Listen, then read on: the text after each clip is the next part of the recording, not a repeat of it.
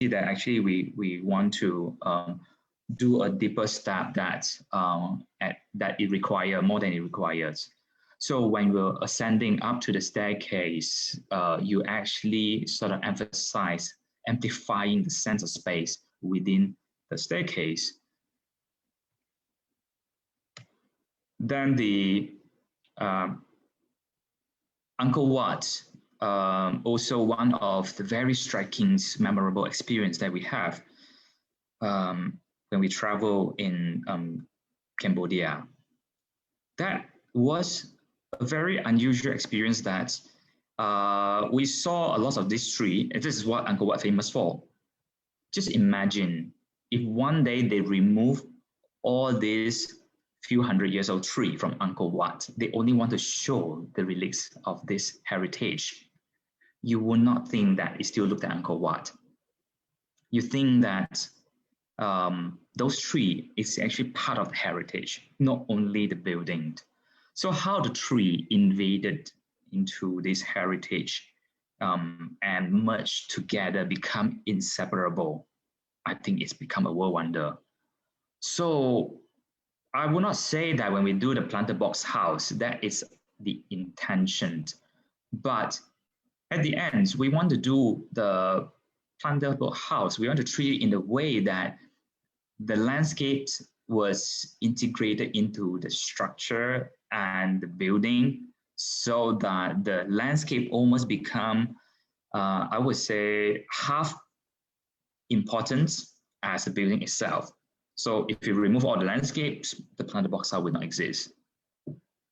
So the other ones, it's equally interesting and important, was the Hiroshima War Memorial by Kenzo Danke in Japan.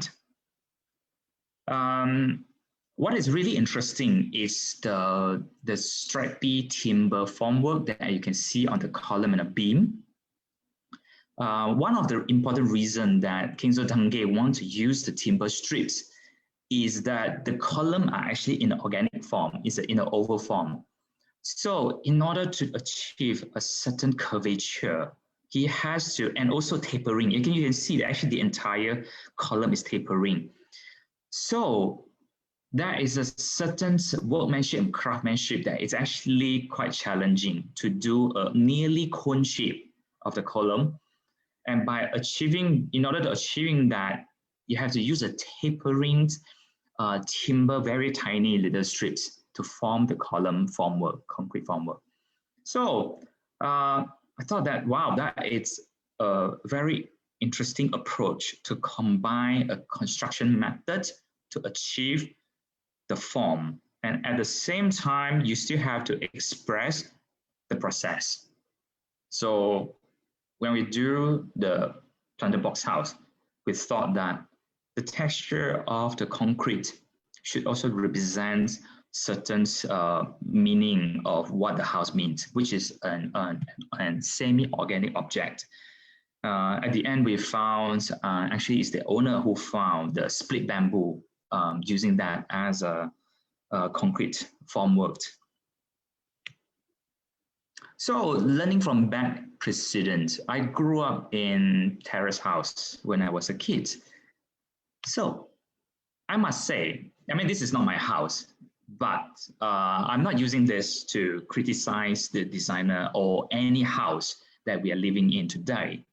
But I just want you to look at these very typical pictures of what we see every day from the street.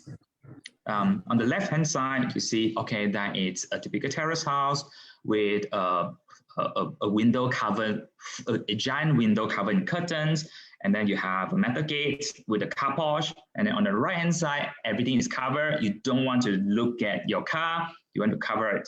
So there's nothing wrong with it, but it raises lots of questions. Why every single terrace house has to be done in this way?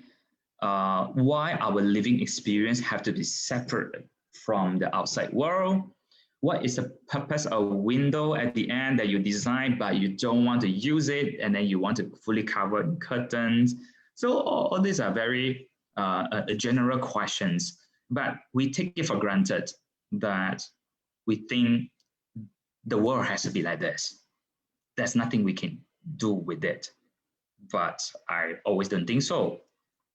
So when we start to do several houses, that you can see the living room is no longer require a curtain to cover up. So instead, how do you design a house that you don't really need curtains? There's nothing to cover up. Why you want to cover up? But of course, we understand sunlight, privacy, all these are main issue, ventilations. So how do you tackle all this? And how do you allow your house fully exposed to beautiful landscape, but at the same time, you are protecting the privacy inside the house so that your neighbor don't look at you, and so that you're sort of turning the house inside out. Like for example, this is the one of the guest house called Halaman Guest House, which is a conversion from a very old shop lot. You know the shop. Basically, all view. What view do you have? The only view you have is actually looking to the street. But actually, we want to do an inversion to insert a giant green courtyard and then make every single internal room to feel like they're looking outside, even though it's actually very enclosed. So that's something we will learn from where we see, how we experience, and then you remember that one day your design will be heavily influenced by it. Caleb, you want to?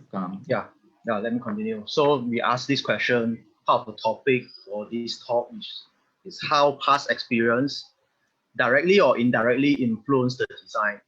So by looking at the question, I recall back what are the past experience and the design project I've done before. This is one of the project. So this is the project where it's the final project on semester 6, back when I'm studying in Terrace. So right away, we know that the site is located right next to KL Tower. That's what we know for since the beginning of the semester. Then I was thinking, oh, what are the past experience?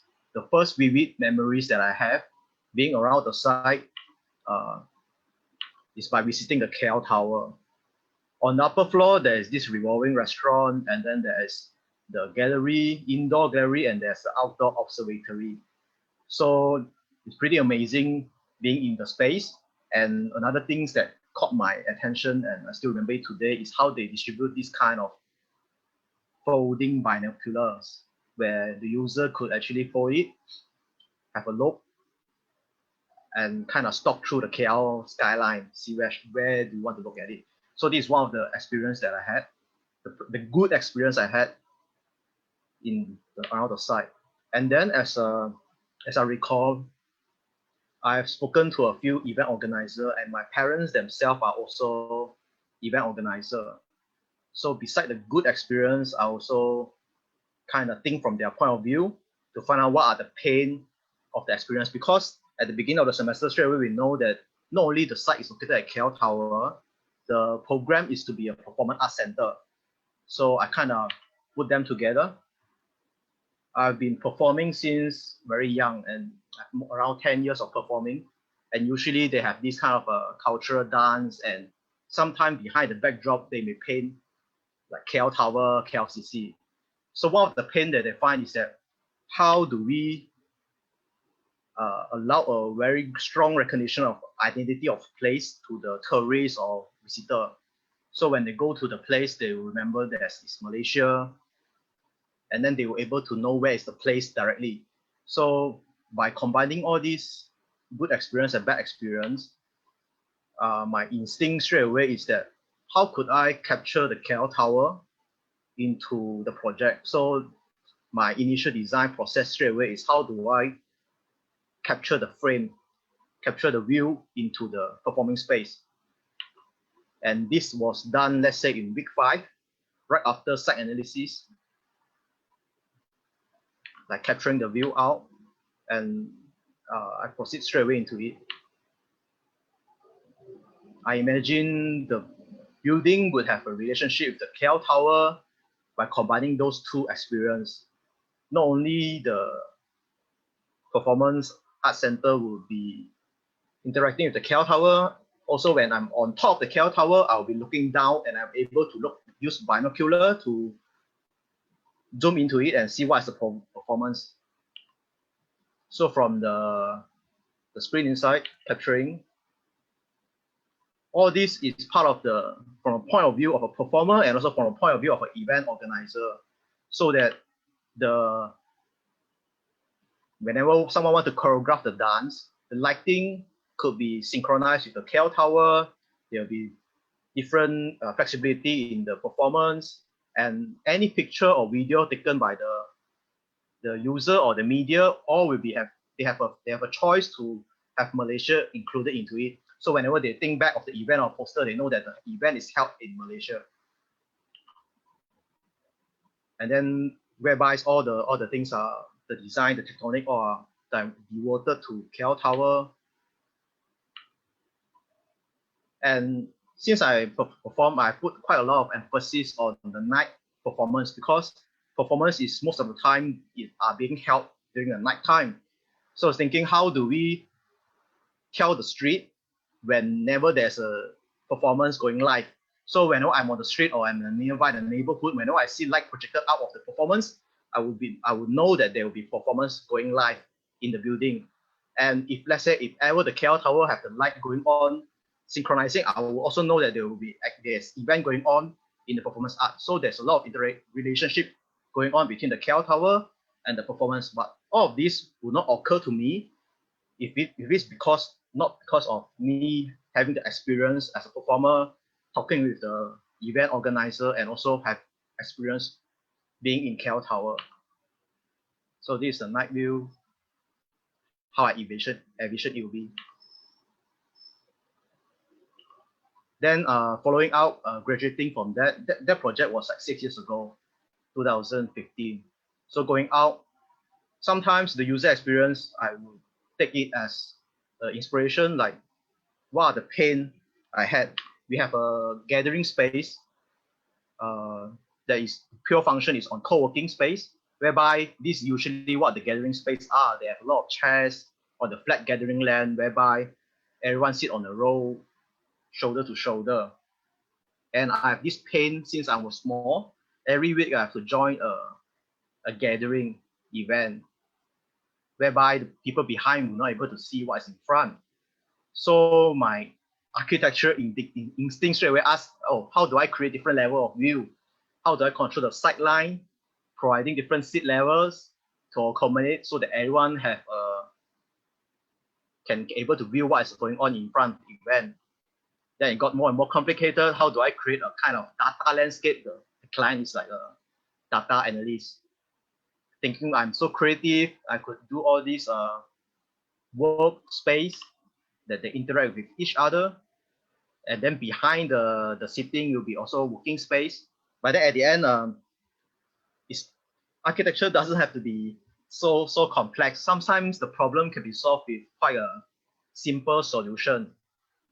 Then later on, why do we have to use such an expensive solution to solve this kind of problem?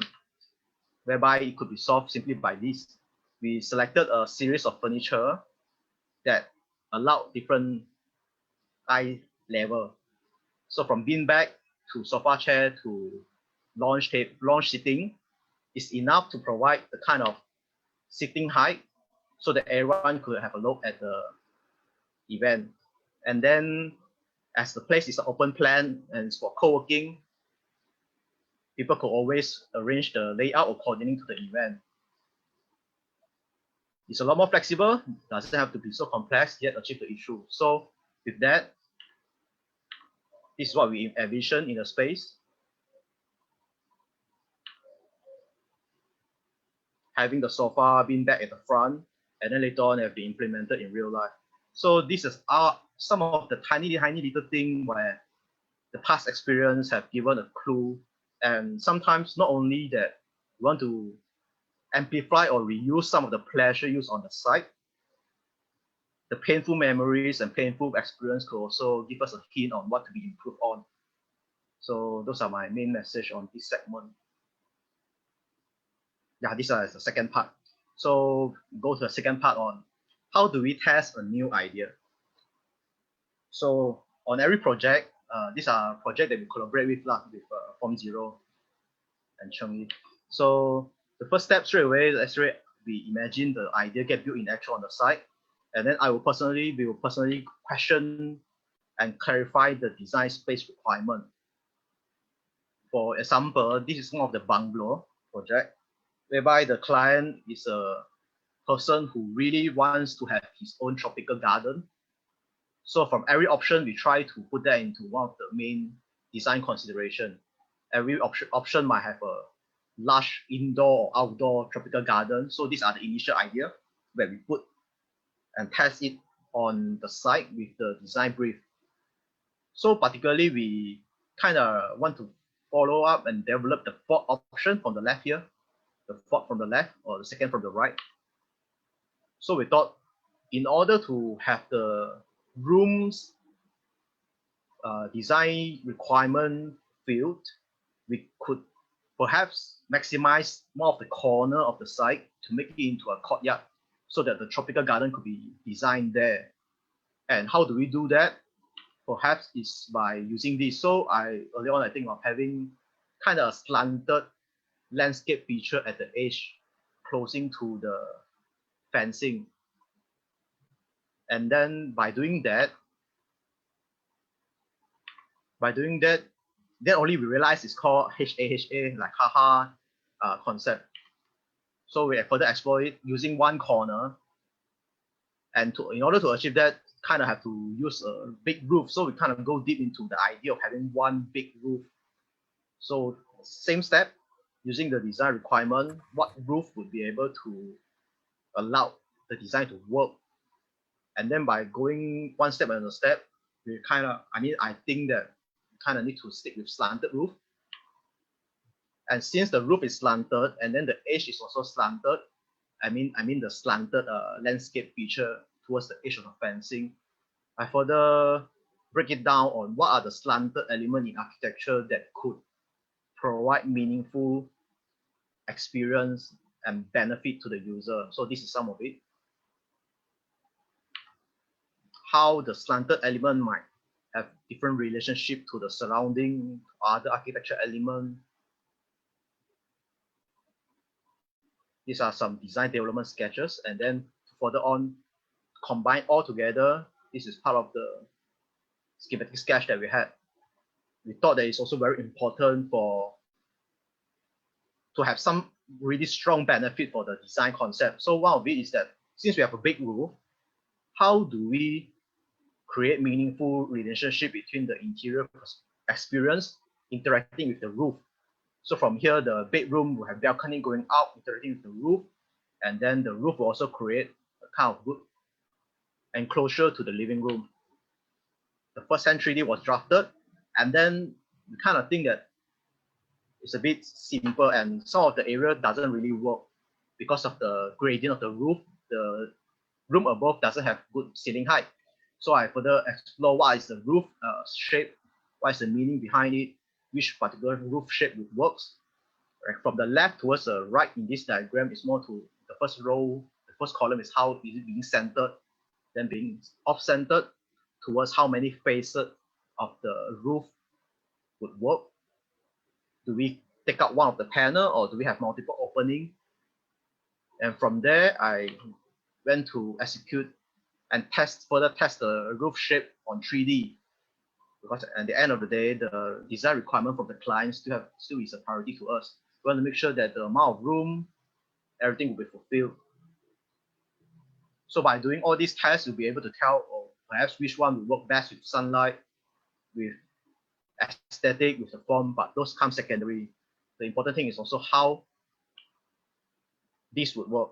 So for example, from the diagram, the design process started off with a very centered roof. You offset the roof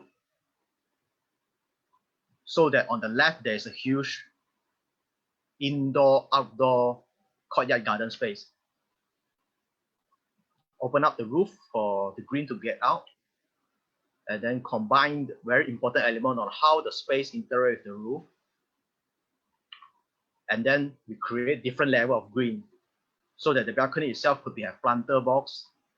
And then we have opening on the roof whereby you create interesting outdoor experience when I'm indoor. And then at the end, we going back and execute the initial design idea to have the haha landscape towards the edge, whereby there's multiple level of green, and it almost seems as when I'm indoor, the fence is removed. There's no fencing. I do not see any fencing, only see garden. These are the experience, different level of green on the upper floor and lower floor.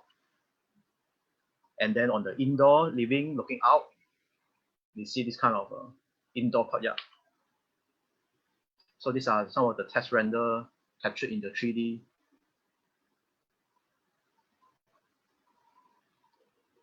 Pretty transparent. We do not see the street at all. And towards the fencing is all this kind of landscape garden that the client really want to have. And then we have this large indoor courtyard that seems very outdoor, with different height of green again, with a lot of sitting below, as the owner would like to have outdoor garden and may become a kind of cafe area as well. So the presence of the roof is very strong, and it's all about the enclosure and experience within.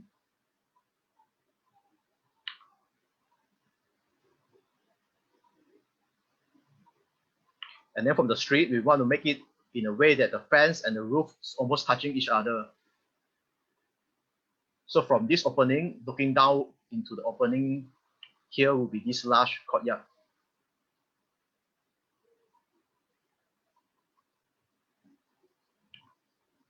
On the upper floor living room, looking out, is being fully enclosed by this roof. So the indoor space have a lot of outdoor spatial quality, and the space is a lot bigger than it seems. With the land, it seems to be a lot more amplified in terms of the space. And then we have this connection to the roof, where the bedroom could come out. It's almost like assisting a little mountain going out, with the different level of height of different level of trees will further improve the feeling.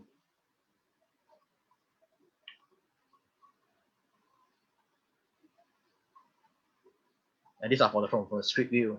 Very, very minimal opening to allow privacy.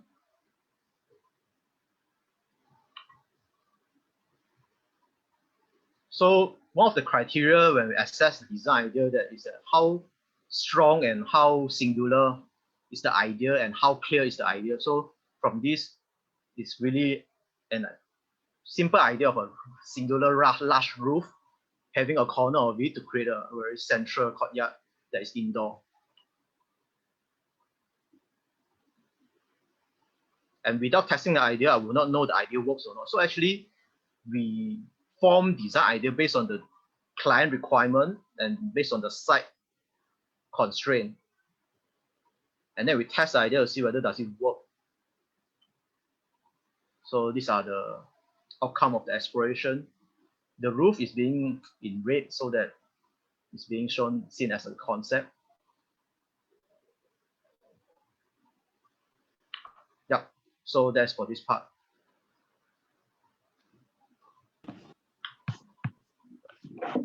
To me, we don't start with for every single project. We don't really start with designing plan. So I think, of course, every architect has a completely different approach how to start a design. So my approach is always start with asking fundamental questions. But what is really fundamental? A question that we nearly taking for granted that you already think that it's an answer, but sometimes we think that answer should be argued. and read questions.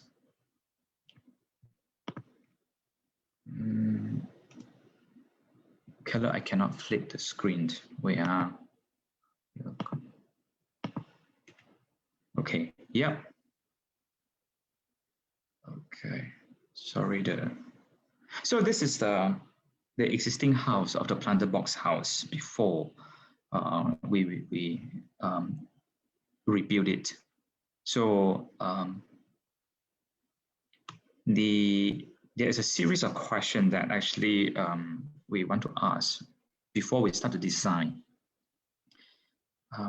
What defines the form of a terrace house?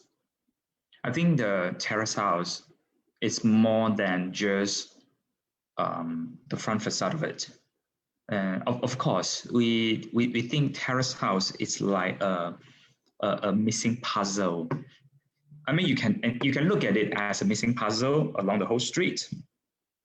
But when this whole street, more than, I would say, actually more than 50% has completely rebuilt, you don't want to see it as a homogeneous typology that's run identically along the whole street. And the biggest question of terrace house is always argued between, do you think the whole street should have a particular style and identity, or you should allow some individual expressions for each owner?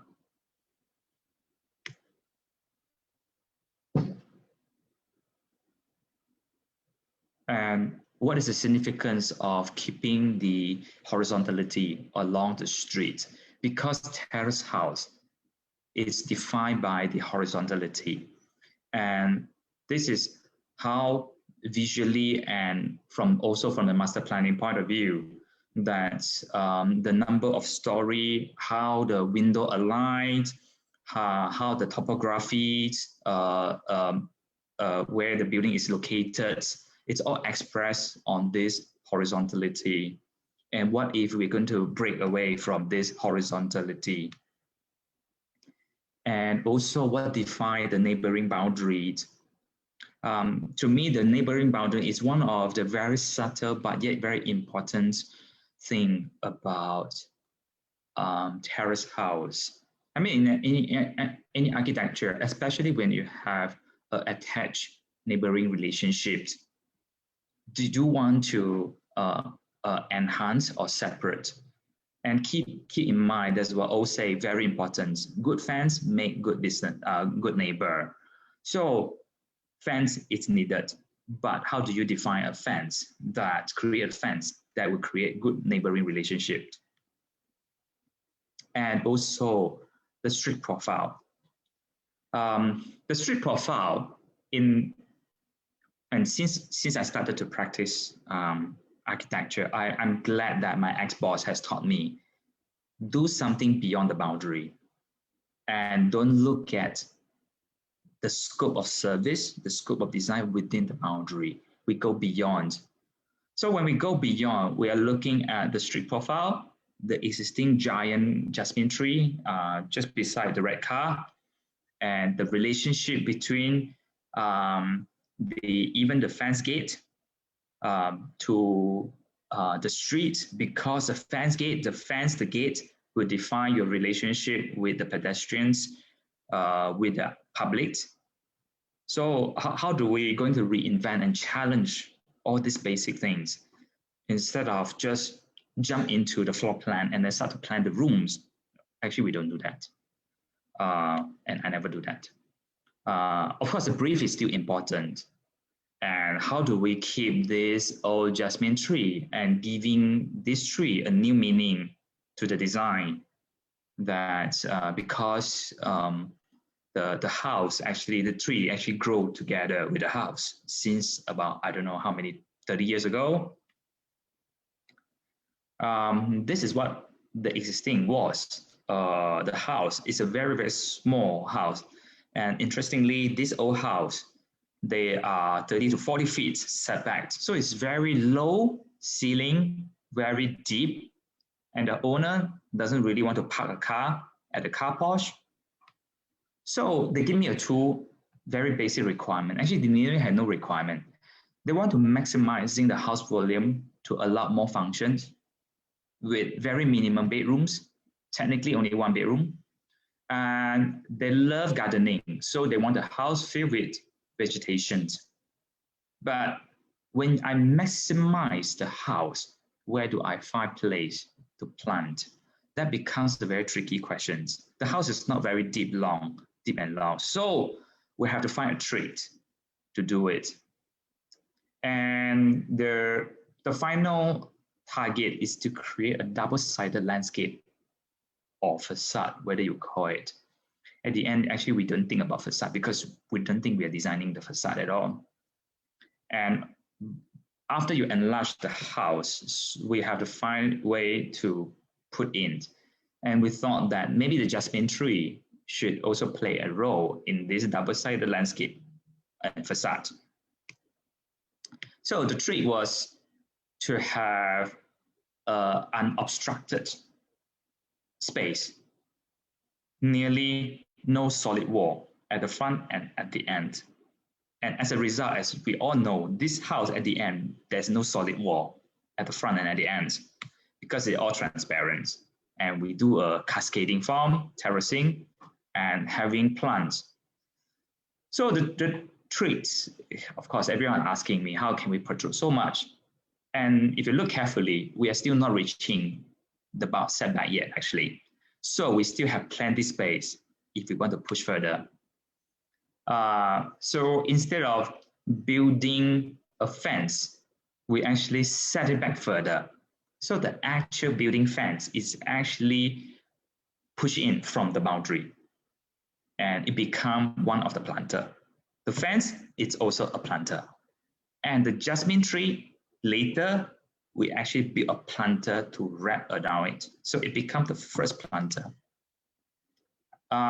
When our first modeling came out, it was very straightforward. It was just a strips of planter. I mean, it makes sense because it's pretty much achieved what we want. But it comes with several issues. We don't want to emphasize too much of how many stories of it. We rather want to create a very confusing scale across the entire street that completely out of scale from a typical terrace house. So we said, okay, no horizontal planter. The planter box doesn't correspond to the space behind, means because each of these planter behind actually has a different functions. Some are bathroom, some are living, some are bedroom, some are balcony. So they have different things. We thought that the planter should have create a corresponding relationship to all these spaces behind, to the form behind. And the uniform planter box also limits the variety of vegetation. Means if you create one planter, means you pretty much has more or less a similar type of vegetation and depth. No, we want variety. So we start to mess up the planter into a cascading and all different sizes and different depth. It makes to the extent that you don't really see how many story. Of course, a lot of people ask me, how do you do 4-story? Actually, no, it's actually a 2.5. This building is actually 2.5 story, not 4. And almost each planter behind represent a certain functions. As what you can see, there are mailbox, there are meter room, storeroom, basin, benches, and high fence, all sort of things. So they are multi-functions objects. And beside that, because the whole house was located on a slope hill, very steep hill. So on one side, you actually can open up more. You lower down the plunger, you see more city skyline, the KLCD. And to the other side, which is facing the west, you raise it up higher, you block the sunlight, and also we also put some of the bathroom always located to the west side so that you also create a heat barrier, a thermal barrier. So every planter box also has a rational sort of justifications behind it. I wouldn't say 100%, but maybe 60 to 70%, they are more rational than irrational. And by having a different size of the planter, you get a different soil depth. Different soil depth, you have two reasons. Number one, you allow certain planter to collect more rainwater because we use the planters to store the rainwater. Number two, you allow different sizes of plants because some plants you need very shallow soil. Some plants you need very, very deep soil so that you get a much taller tree. And of course, this is the final result of what happens. As you can see from the very bottom front, that is the existing 30 years old jasmine tree. We actually cast a new planter box. It's actually outside the boundary, and it turned into a public bench. So that the owner was asking us, I say, hey, how can we serve the community better? So when we cast a box, you say, can you turn into the bench so that the people who walk the dog, they can sit in front of the house. So that's what we do. We keep the tree and we push in the first planter acting as a first fence, and then slowly cascading out. As you can see on all the right-hand sides, the planter tend to be taller because there's more toilet and bathroom. On the left-hand side, looking at the city, it's always tend to be lower. Some of them are bench height. And so the entire process actually for this project is actually very quick and fast. Maybe partly because the client requirement actually very simple. They give us a lot of freedom. At the same time, we are pushing a very radical approach that's using the house to address and a lot of question, a very fundamental question of what is a terrace house and what can the terrace house do? So I don't want to say that the second part is to answer all the previous discussions, the things that me and Keller was talking, but I thought some of these discussion topics may inspire each of us. Like for example, when I was young, what do I think? Especially a question like this, technical knowledge and a very radical design thinking. So when you want to practice, I mean, I would say even until 40 years old, I'm still asking myself how much technical knowledge I know in order to design.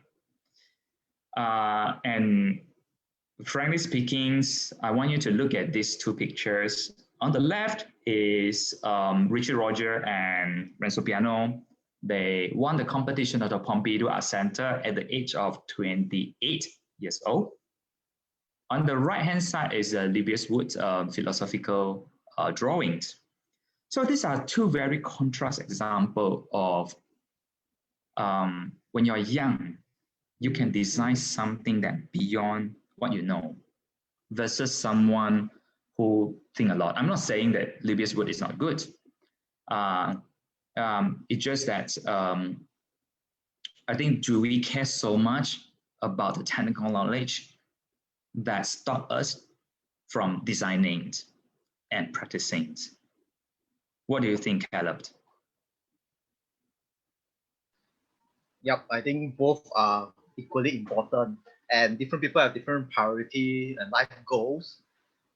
And from now, after working for quite some time, I think having the building to be built in actual is a lot harder. There are different difficulties, like dealing with client, having the technical knowledge, not only technical knowledge, not like there's management knowledge, soft skill knowledge, so to lead the contractor, put all different material together to make the building actually realize. Those are much harder rather than having purely design thinking. So like these are some of the slides. Like from the left, the design and to actual build it, the difficulty is, to me, I think it's a lot more higher because you have to fund it, have to arrange it, have to build it, compared to having very iconic theoretical drawing produced on the right. That's just my personal opinion.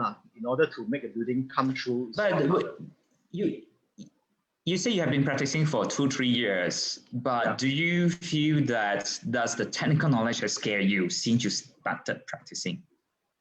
It's exciting rather than scared. Like it's not being viewed as something fearful. It should be something with difficulty. That's why it's worth pursuing to know more, and it's very there are ways to solve it, and because of it being so difficult, it's worth to find out and to learn. So I don't see it as an obstacle. I see it as something good. So to follow up with like the manifesto, this is like a project. This slide is more towards having a very clear manifesto, yet the technical knowledge on actually building this isn't that complex, I would say. The difficulty more on how do we find a client, how do we find such a site that we're able to actually live in it. It's so transparent. So the difficulty is different rather than like technical knowledge, but the manifesto is brilliant. So this is more towards being realized with a very strong manifesto, our design thinking. You agree? Yeah, I think having, okay, I personally think, I mean, since day one, and I must say, to be able to form a very solid design thinking or a certain philosophical manifestation, to me, is much harder than gaining technical knowledge, because technical knowledge it's never end since you start to practice, and it will just constantly evolve and constantly gain from day one until whether you're 90 years old. You still have a lot of things you don't know. But having your own design thinking and philosophical thinking, you have to start when you are super young. You have to start when you are semester 1 in architecture. That is slowly build up your own personality. And I would say once you start to practice, you don't get a chance to build up your own design thinking. You're just too busy with the technical knowledge. And you think the whole world of architecture, it's purely based on technical knowledge. I wish everyone would not put yourself in that position, especially if you want to be an practicing architect. Yep, I agree. So it's very hard, especially when you get older. You sort of forget how to reshape yourself. It's really, really difficult. And I hope that maybe 10 years ago, you guys will start to recall what does it mean. Because today is a bit hard because it's still very early for everyone, I mean, including myself. What is really my own philosophical thinking, my thinking process, and all this, because I'm still shaping myself after 20 years. That's the same for me. So the next slide I want to show is more of a even more advanced. Not only this Hiroshima Art Museum, not only there's a very strong manifesto behind it, it also requires much more, I would say, much more advanced technical knowledge in order to get it built. So it's getting one layer and one layer even harder, I would say. This is more. What do you mean much harder? In what way? The technical, because they invent a particular construction method simply for this. So for both sides, the technical knowledge plus the design thinking is very deep.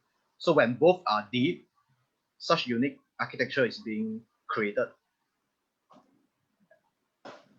So these are different depth and outcome depend on the emphasis by the architect. I believe there's a lot more other architecture that sometimes,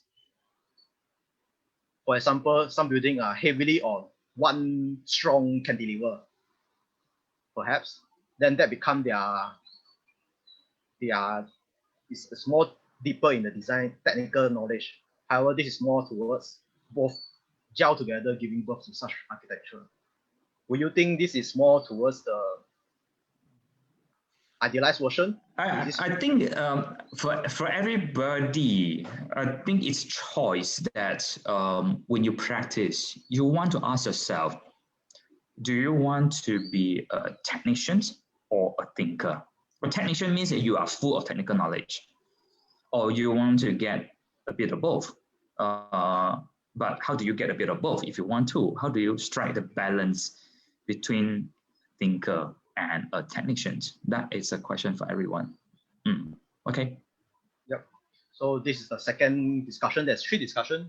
So this is the second one, which is about 3D rendering.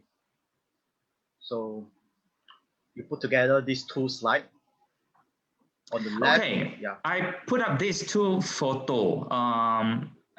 I think a lot of us are very familiar. On the right-hand side, the Caleb's master thesis final drawings. On the left-hand side is the 2020 Evolo winner. Is that right? 2021. Or 21, yes, 2021 Evolo winner. So, when I was a student, of course, I am always impressed by these very amazing renderings.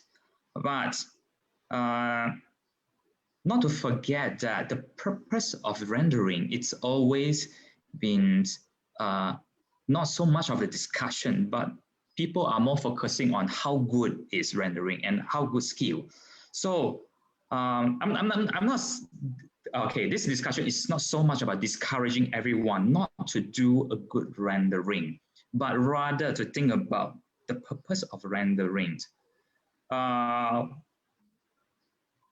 Maybe Caleb, you want to share with us that your final thoughts when you are competing with this line drawing with some of the rendering of what all your peers and colleagues are producing during the school time. Yep. I don't see it as a competing. I see more like what are the best way, what are the way that I like to present my work the most? That's number 1. Second is what are the way that I would be able to, in my own standard, perfectly illustrate and present the architecture design. For example, on the right is devoid of material. The material to me, this project is not important at all. The weather, the climate, what month is it, what day, is it morning, night, is also not important. The important element here to me are like the architectural element, like wall, floor, column, structural, the event, the people, the movement, all these are my priority. And to continue that, I have some slide added here. Hold on. I would just want to, can you go back? Yes. Can you just go back to the previous slide? Yeah, I'm at the slide. Maybe take some time. Okay, I just want everybody just to think about the your drawing. Imagine if your drawing turned into a very hyper-realistic rendering. What do we see? Would it dilute the result, the outcome, and the perceptions, the way we read the design intent? I think this is something we should think, like how best can we express the design intent instead of how good can we make the rendering. That is the question. Okay, next. Yes, but the audience is different from the left. Let's say realistic rendering is very useful for real life audience or the general public. However, for academic or people who are really wanting to look into design, I would think more to design drawing would be better. So these are some of the example I find. Let's say the one at the left it's here. True. Yeah. If you submit your drawing to Evolo, you will never win anything. Yeah, I agree. Yeah, all their winner entry are all really nice rendering. So these are some example here. I'm in terms of rendering, I like the one on the left. It's quite neutral. You can still see the building well. Compared to what is going on the right, it's very dramatic. There's a lot of distraction. The distraction is almost maximized for the rendering on the right. Yeah, and then compared to line work, like architecture drawing, like such section, there's no material integration, there's no climate, it's pure architecture. You can read the space a lot more effective compared to one at the left, but of course the intention is different. The building at the left is designed to be viewed from out. The inside is not important at all. But for the right, the building on the right, the internal is the key of the design. So they're different. And compared to what right now, the trendy, let's say CG rendering, I personally do not like it. First of all, looking at all the graphic, even though they are using non-realistic rendering style, I feel so hard to understand what they are trying to tell. There are so many layers of line, especially all those really annoying clouds that are kind of blocking the element. So I find it, even though you don't do realistic rendering, it may not mean that your message or design intent will be able to be read. Compared to what is on the right, which is my main inspiration for isometric drawing, I always look up to Cherng Yih, Future System, the way how they draw drawing. Not only is clear, it's a combination of section, isometric, and there's so many of this notation, like how do you flick it, how do you see the view angle. I like this kind of blueprint drawing. And that's my personal taste. You may like what's going on the left if what you think is good is to kind of create beautiful drawing.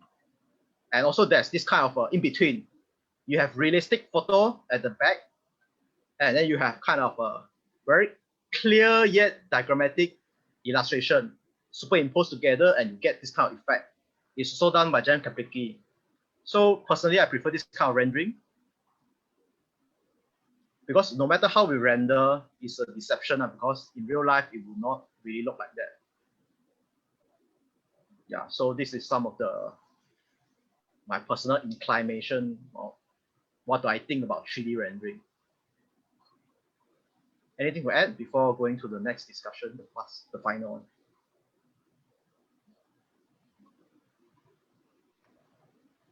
Cherng Yih, anything to add? No. Let's move on. Yeah. So right now, the third discussion is, does form matter? Because I think as a young designer last time, I do think form is super important.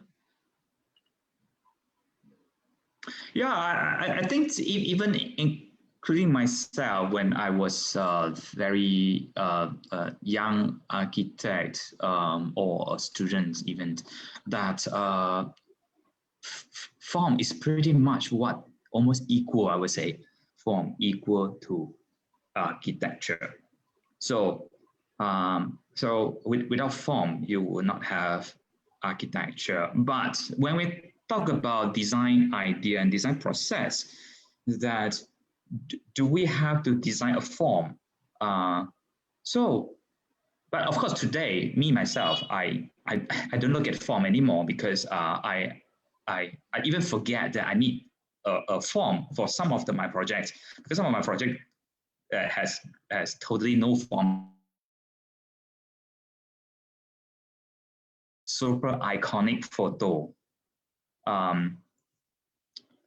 Is my voice clear? Because my internet is not very stable. Kelly, is my voice clear? Okay. Yes. So on the left-hand side was the New York residential tower by Bert Ingers. And on the right-hand side is the Barcelona Pavilion by Mies van der Rohe. I haven't been to the New York one, but I have been to the Barcelona Pavilion, which is, I think the Barcelona Pavilion, it's probably one of the most important precedent I have ever visited.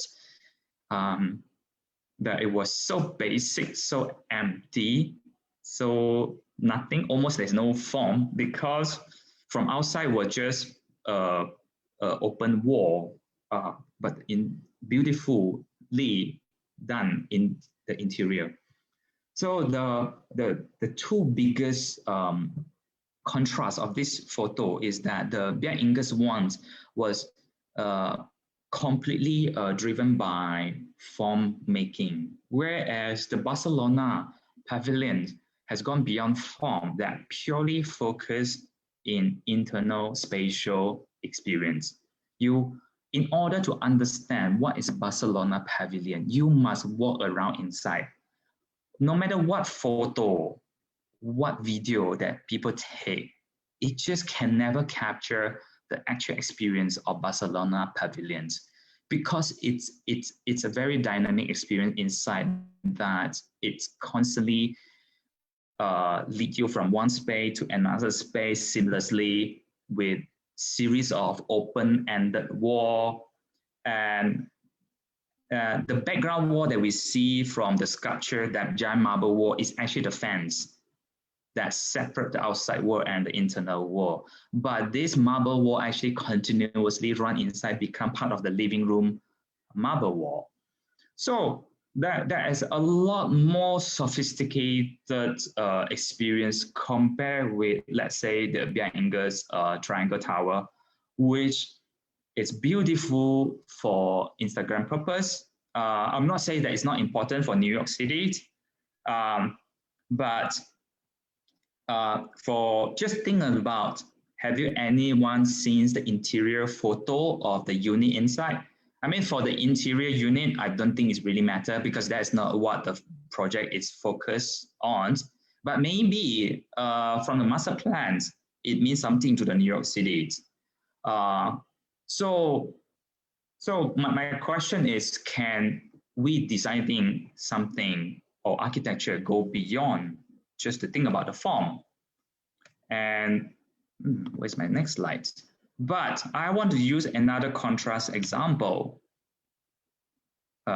This one, the Vitra Furniture Museum by Herzog and de Meuron in Vitra was a very striking form. I wasn't very looking forward to visit this building when I went. So I have no expectations. Of course, I know this project from very, very beginnings, but not until when I went up. So the way Herzog and de Meuron designed this building was actually driven by one important factor.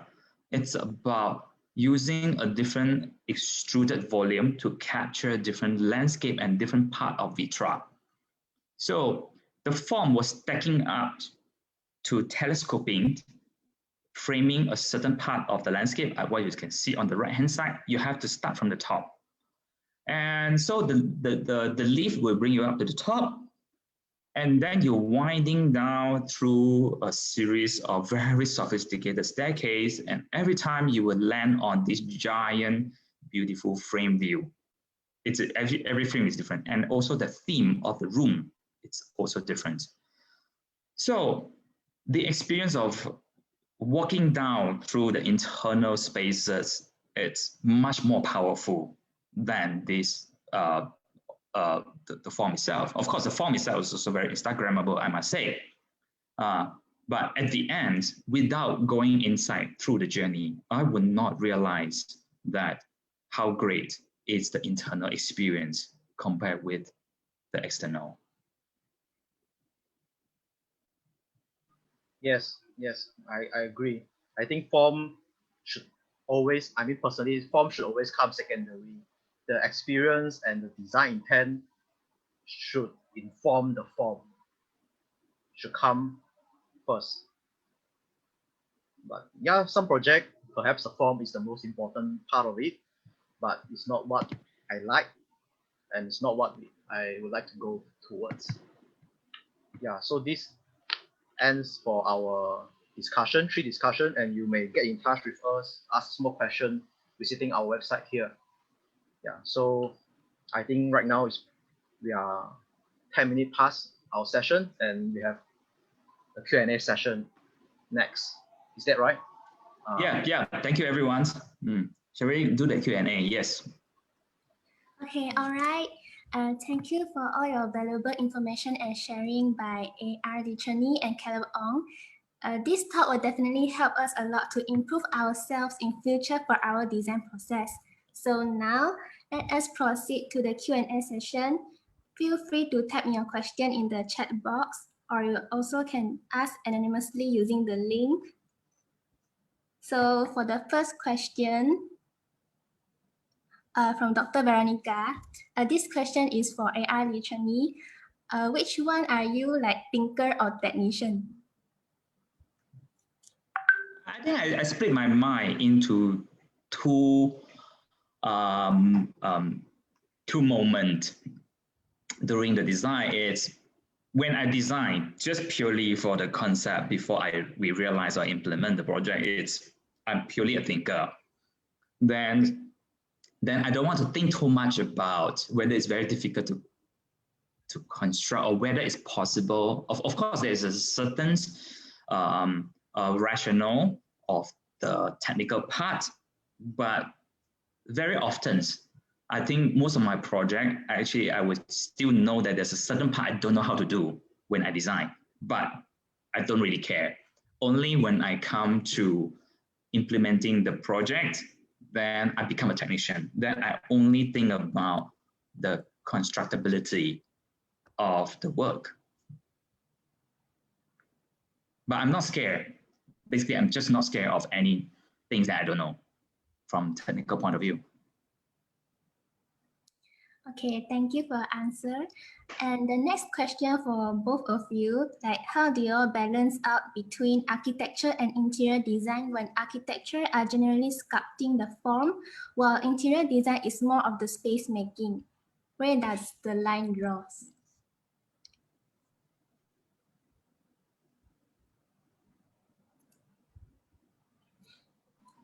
Cherng Yih, you want to go, Cherng Yih? Well, I want to use the Barcelona Pavilion as a good example. There's really no such line of architecture and interior. When we shape the architecture, the architecture pretty much will lead how we want to do the interior. And the Barcelona Pavilion just doesn't give you a chance to do a different type of interior design, because the exterior and the interior is completely blend into each other. What about you, Caleb?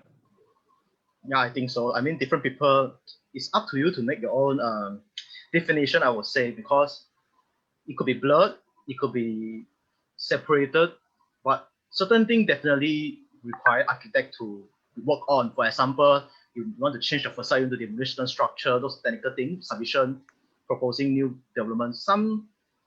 There are some roles that architect need to look at. However, at the end of the day, when we're in this course, there's not much distinction. Yeah, between interior design and architecture. Okay, everyone, you can keep typing your questions inside the link, and you also can vote for the question you like to bring the most important topics to the light. And the next question for Cherng Yih, did you face any challenge when submitting the Panda box house proposal to the council? If yes, how did you persuade them? No, I don't have problem with all. I think I get an approval in 5 days. They think it's just a normal house. Nothing so challenging about it. Okay. Okay, so right now the next question for both of you. Do you have any advice on how to design together as a team, especially when there are no something like someone like tutor to moderate the process? Your second question is very good. When you have no tutor, how do you criticize yourself? What about you, Caleb? It's always a challenge, like how do we escape scrutiny, right? So since I'm like a student, I have my own tutor inside myself. I will split into two. I will criticize my work constantly. And often not, even when studying, what I think about my own work is far more important than the input I get from my tutors, actually.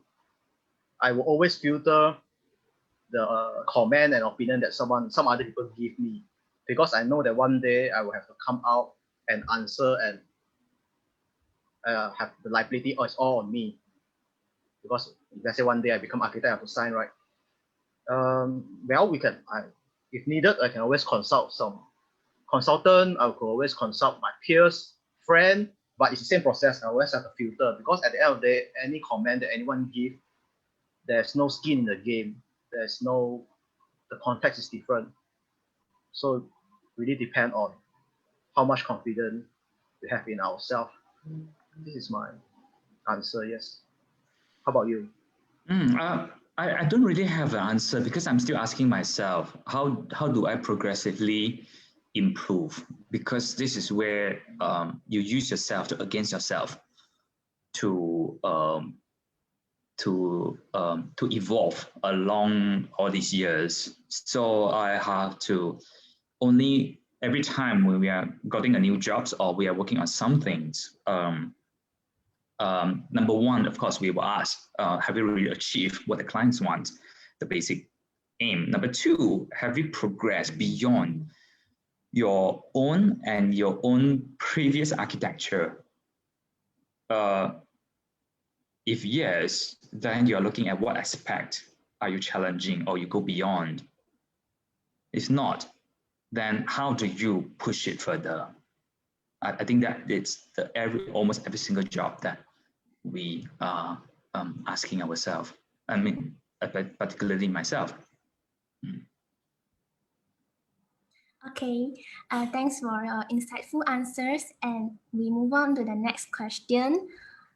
Also for both of you, what are your opinions on optimistic expectation of usability amount and the realistic usage of it in real life, such as user schedule and financial status? I'm a bit confused about the question, but let me guess.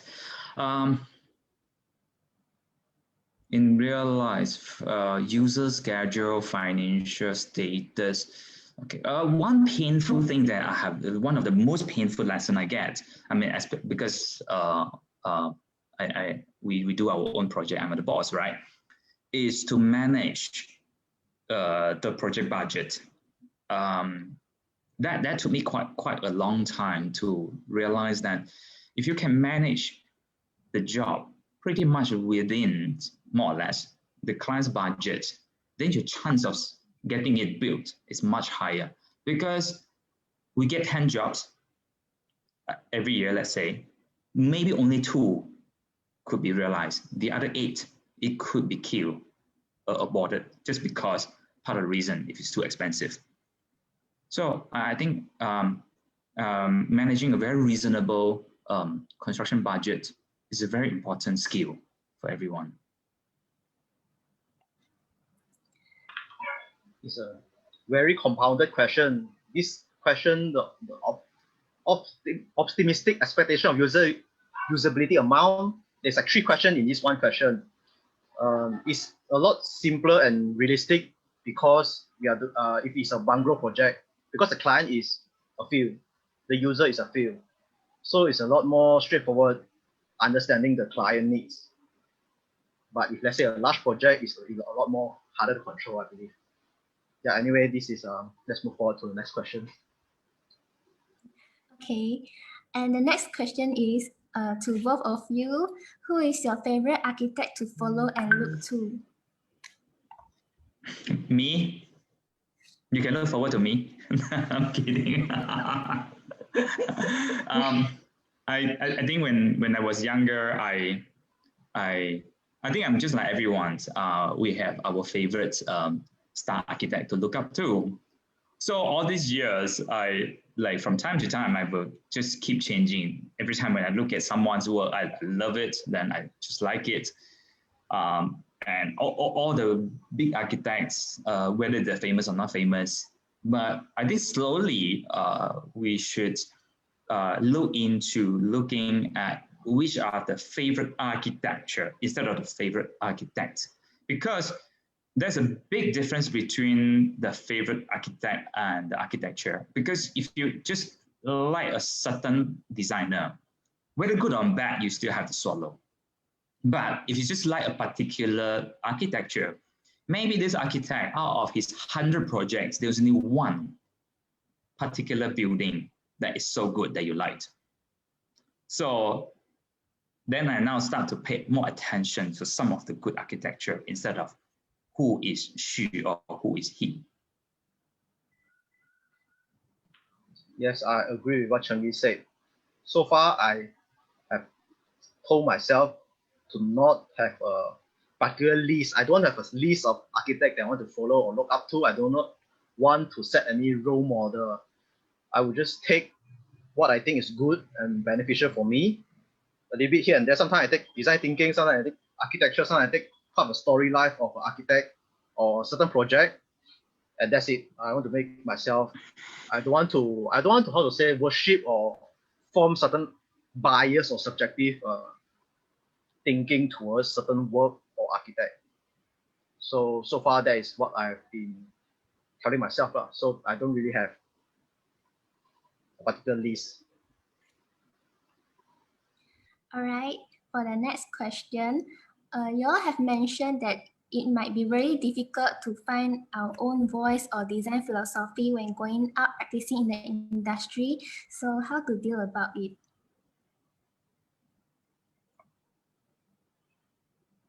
Caleb? I believe everyone, the circumstances that everyone faces is different, and it's very personal.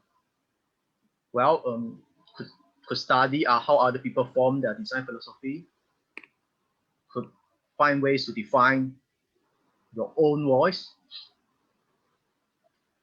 by looking at how other people and what are the available design philosophy available outside. It's very subjective. I'm not sure whether you can do a shopping for design philosophy, like just take down the 10 most popular design philosophy and then you just choose one. It's a place to start analyzing them or whatnot. But I believe it's very intrinsic. It should be originate within ourselves, because at the end we have to love it. We have to act, not only say it, we have to actually make it and act it out. It's a lot tougher if you are living someone else's life. I think I have been working for 4 previously in 4 different companies. They all have very specific design philosophy by each bosses. I have a lot of influence by all the bosses, and if I look back, I realize that I have a huge influence by all my ex-bosses, and together with all these years that I travel, and then together with when I come back to Malaysia, that I have a lot of criticism to the context, to the environments, to the urbans. I think you need to have certain criticism towards your living. And through that, you only can slowly form your own opinions towards it. And then you use your project to test it. Use your project as a tool to question those criticisms, to test it. And slowly, forth and back, this process, it will become your own design thinking and philosophy. And bear in mind, it's not like one statement throughout your whole 50 years of career. It's like an organic shape that it constantly evolves. It will change from one to another. It will. So don't be too, I'm not asking everybody to be so obsessed to find one, but rather to be critical about what we are doing and what is the aim. That's it. All right, thank you. And the next question is for Cherng Yih. Despite as a great project, some say Panda Box is inconsiderate in terms of neighborhood context. What's your verdict, and did you discuss with the neighbors? Oh, okay. I like these questions. I mean, I get to ask this a lot. Inconsiderate in terms of neighborhood concept. I don't know which part is inconsiderate as what everyone asked, because it looks tall. Why looks tall is a problem. That was a question I was asking, but people cannot tell me why the terrace house cannot because the existing terrace house was very short and with a huge setback, so when the plunder box were designed, so we make sure that it was within the volume, the allowed envelope by DBKL. And DBKL actually, for all these years, there has been encouraging all the terrace house to be rebuilt bigger, so that you don't want to keep a small terrace house when you find that you are short of usable space, instead of you keep building new on a new land. So that was a very big move encouraged by DBKL. So and let me share some of the other questions that other architects may ask. Am I casting overshadow to my neighbor? My question is, how much sunlight do you need on your terrace house? Do you always cover your curtain because you think your house is too bright inside most of the times? And do you think your outside is too bright or under shadow? So far, the relationship between the planter box house and the neighbor has gone so much better than before. I think maybe because they share so much fruit and vegetable right now. So I really wonder what are the inconsiderate terms in this context. Yep. Okay. And the next question is, how do both of you choose a good president? You feel good, so long as, and it contributes. Yeah, it's relevant and it's useful. The relevancy is important. It's okay. I just one point I want to share with everyone. I mean, I've been I taught in Taylor for 5 years. When we look at precedents, every student will say, okay, let's design a school. Then you go to look for a school precedent. But you should understand that a school precedent may not have anything to do with your school project. So you have to relearn how to look at precedents. That the precedents should give you a lesson of a challenge, it breaks through certain design rules, and it has contributed a certain quality that has nothing to do with your typology. You have to think in that way. I hope I answer. All right, thanks for the answer. And the next question is, how would you advise your clients when they are not agreeing on your concept? It's okay. I think 99% of my client doesn't agree with my concept, but at the end, there's one that my client will love. That's what matters. I don't have to force so hard to ask my client to accept my concept. I don't. Yep. You just walk away sometime. If it cannot be built, then so be it. Yep. Okay. And the next question, what are your thoughts on design gimmicks, use of workshops, urban farms, and building your designs around those as the central concept? Not really understand, Caleb. Depends on how one defines gimmicks. I don't have a gimmick. Do I have gimmicks? Sometimes I think it's a valid design concept. Some other people may interpret it as gimmick. So, like if someone else wants to say that your planter box is a gimmick, or some people want to say certain element is a gimmick, I think I'm not interested in argument on such because it's up to people. Maybe it's more like how do we avoid having design cliche? Is that the question? I'm not really I don't sure. have a style. I don't want to say we have a style or a repetitive element that we want to keep using it. No, I'd rather say we should have a design philosophy that will guide through every project. That is more relevant. than applying certain gimmicks.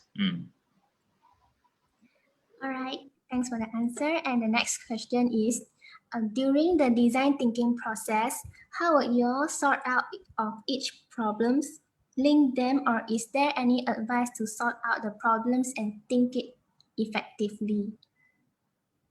No, you just have to test it. I think Caleb just now has demonstrated the giant roof house. I think that was a very good example. I think it's a very painful process that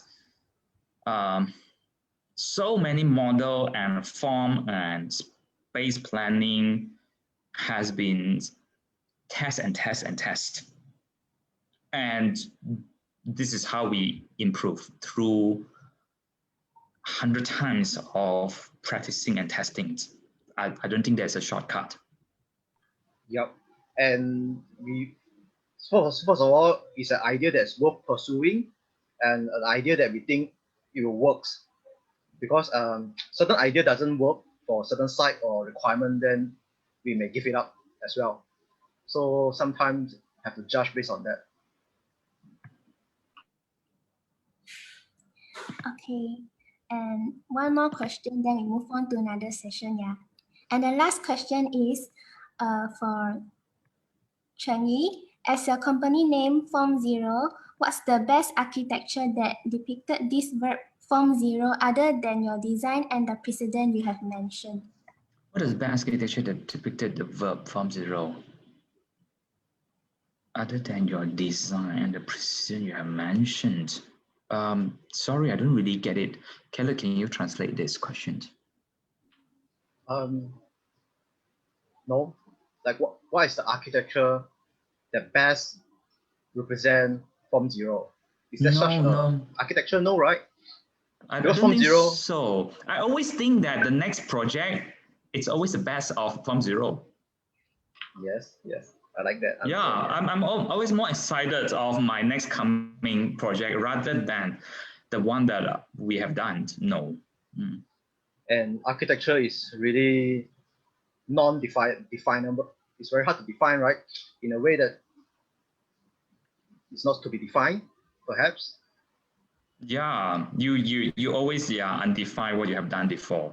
Unless you are saying unless it's asking what is the best building or what is the best design thinking or whatnot. If you ask what is the best architecture, then it's a bit yeah. All right, and the next question. To both of you, how do you see yourself as an architect in Malaysian architecture industry in decades? This is the advice for the future architects. Okay, I always leave other people to judge me. I can't see how I compare with other people. I kind of compare. But for the future architects, I think you just need to be braver and more hardworking. That's it. I think this is the only two criteria. What about you, Caleb? I rather focus right now getting my Part 3 license first. Meanwhile, I'm going to use the time that I have to find this answer. Yep. One step at a time.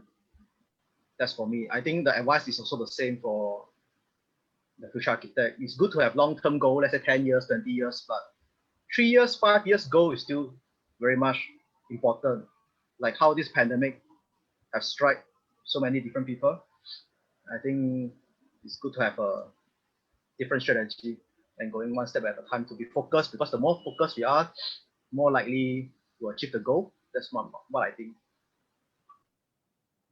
I think practicing architect is definitely something really, really hard as a career, because in a short term, I would say in the first almost 10 years, you don't really see much, you know. You don't see much of your result. There's really no result, because for example, the first published project, I would say it's the window house. It took me nearly 5 years to 6 years after I set up Formzero. That is a very, very long journey to see it happen. So, And what happened in between, there's lots of work to do. If you are not patient enough, then it's hard for you to to enjoy this practicing career. Okay, all right. Thanks to our speakers, A.R. Cherng Yih and Caleb Ong. So this is it for the Q&A session, and thank you everyone for participating. Thank you. No, Yeah, thanks so much too for having me.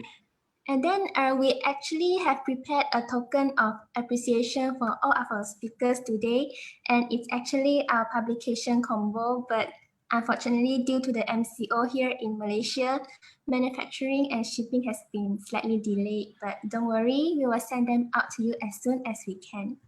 So right now, let's do something extraordinary. And now it's time for our Malaysian architecture trivia quiz. We have an exciting prize for all of you to grab, and it's the Tropical Malaysian House Tool, which worth 180 ringgit. As per the name of the quiz, the theme of this quiz is Tropical Climates and Malaysian Architecture, and the quiz will be done through the platform we all know and love, which is Kahoot.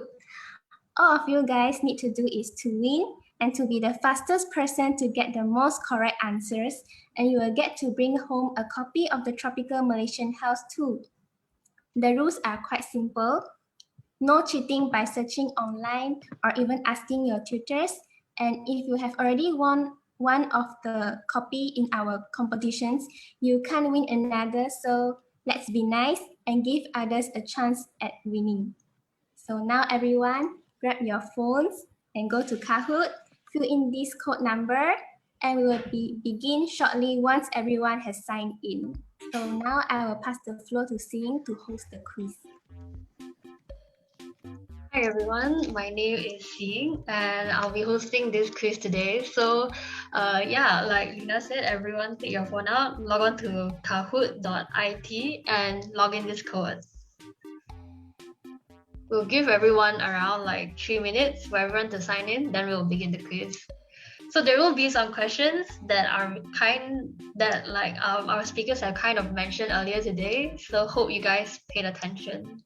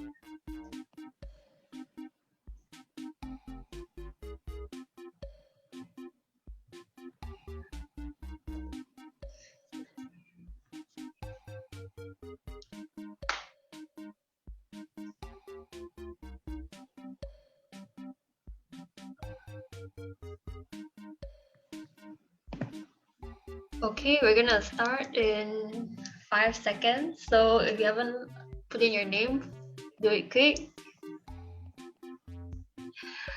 2, 1. Okay, let's begin. So remember, speed gives points, so you have to answer fast.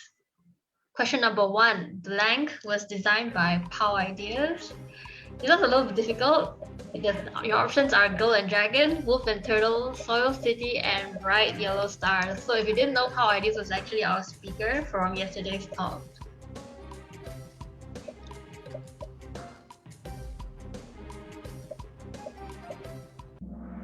And the answer is Wolf and Turtle.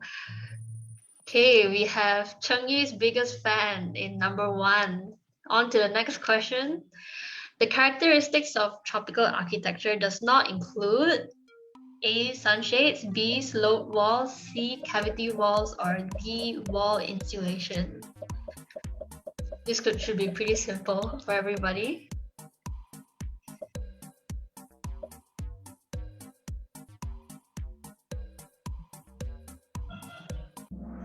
And the answer is sloped walls. Okay. And Cherng Yih's biggest fan has gone down. Now, first place we have you. Next question. Which among these mentioned is not a problem in tropical climate? High temperature levels, low wind velocities, low humidity levels, or high precipitation levels during rainy days?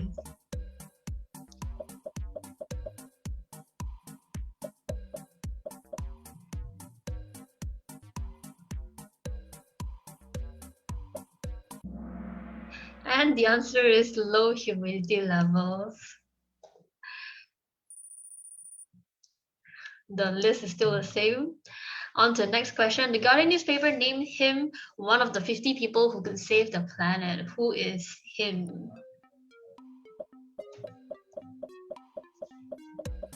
Is it Elena Jamil, Hijaz Kasturi, Ken Yang, or Dr. Tan Lok Moon?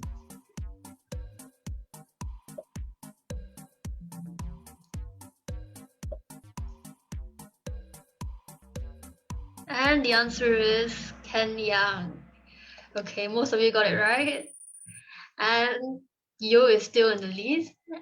If anyone wants a chance, they should catch up. The plan of Open House 2 by Minwi Architect was designed based on Veranda, Anjong, Roy, or Salang. This one's a little difficult. Hope you guys can get it right.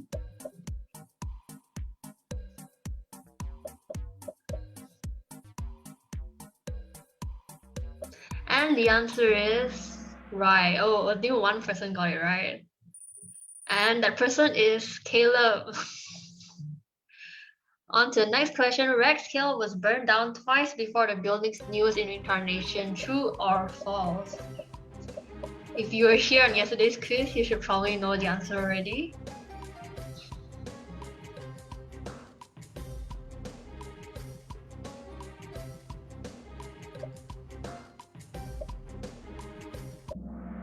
And the answer is true. Okay, most of you got it right. And you and Cherng Yih's biggest fan are still in the top 2. On to another true or false question. Aurora project was designed by Nicholas Ng. Okay, this is not about architecture, but it's about one of our local talents. Is it true or false?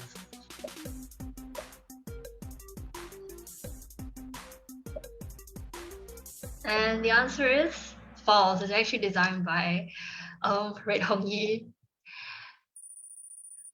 Okay, Cherng Yih's biggest fan is following. Now Vivi is in second place. Question number 8. What serves as a climatic mesh that filters the outside environment to create a comfortable indoor environment? You guys probably learned this in like semester 3 or semester 4. Is it building fenestration, orientation, envelope, or materials? And the answer is building envelope. Yo is still in the lead, and Cherng Yih's biggest fan has come back as second place. Caleb is in third place. Question number 9. Blank is a phenomenon where the urban temperature is hotter than rural temperature. This should be pretty easy as well. Albedo effect, wind shadow, urban heat island, or azimuth.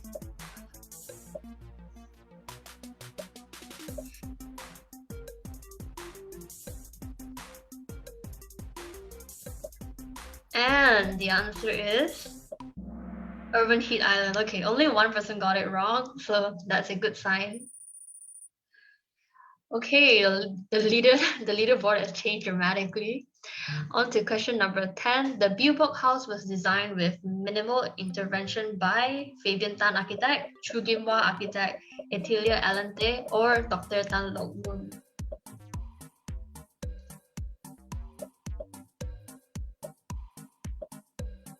And the answer is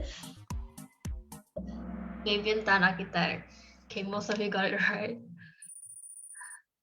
Okay, Yo is still in the lead. He's quite far ahead. Someone needs to catch up. Question 11. Which of these architecture is not located in Malaysia? Low house, villa city, Denai tent house, or ram house?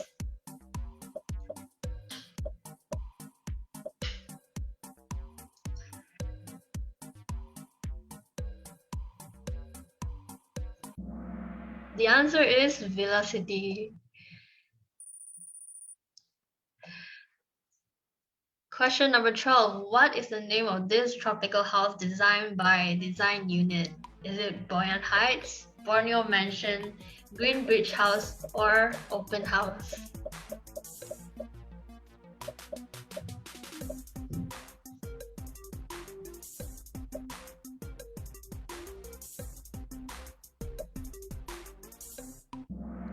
And wow, we have 7 people got it correct, and it's Green Bridge House. So Yo is still in the lead, but now we have W on second and KKV on third. Question number 13. PJ Trade Center was designed by architect Jimmy Lim, Hui Lok Kwan, Kevin Mark Low, or Dr. Tan Lok Mon.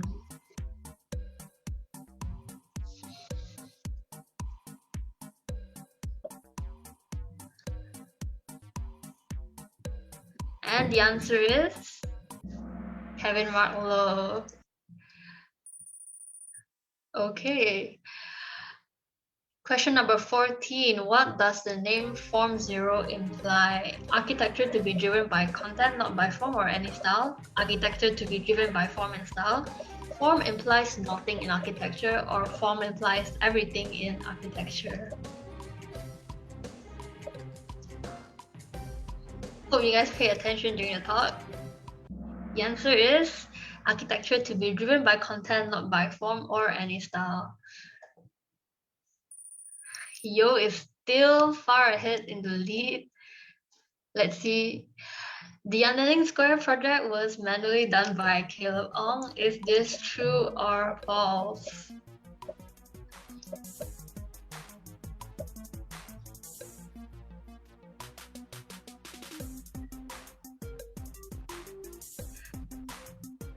This should be easy if you're paying attention to the talk just now. And the answer is true. Oh no, there are people who didn't get it right. Okay, here are the results. In third place, we have KKV. Second place, we have W. And far in the lead, who got 12 out of 15 correct, we have Yo. So, Yo, whoever you are, please screenshot to prove that you are you so that you can claim your prize from us, DM our Instagram. But anyway, thank you for participating in the quiz. We hope that you guys learn more about Malaysians and Malaysian architecture. Thank you guys. I'll be passing the mic back to Lina. Okay, thank you, Sing. And once again, congratulations to you for winning the Malaysian Architecture Trivia Quiz 2. And remember to send us a screenshot of proof to collect it from us. So now everyone, we are going to take a group photo. Please turn on your camera so that we can take a group photo and flash us a big smile. Don't be shy, just open the camera.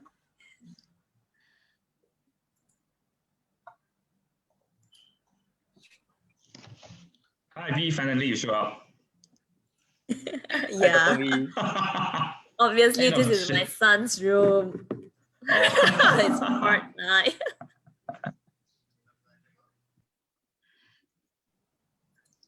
Okay, everyone, don't be shy. You can turn on your cameras. We'll give people some time to turn on their cameras.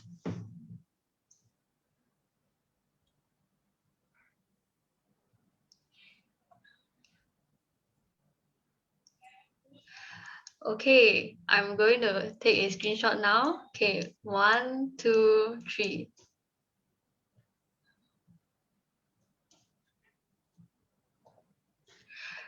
Okay, thank you everyone. What is more ladies audience than a male audience? Maybe the male are shy, they don't want to turn on their webcam.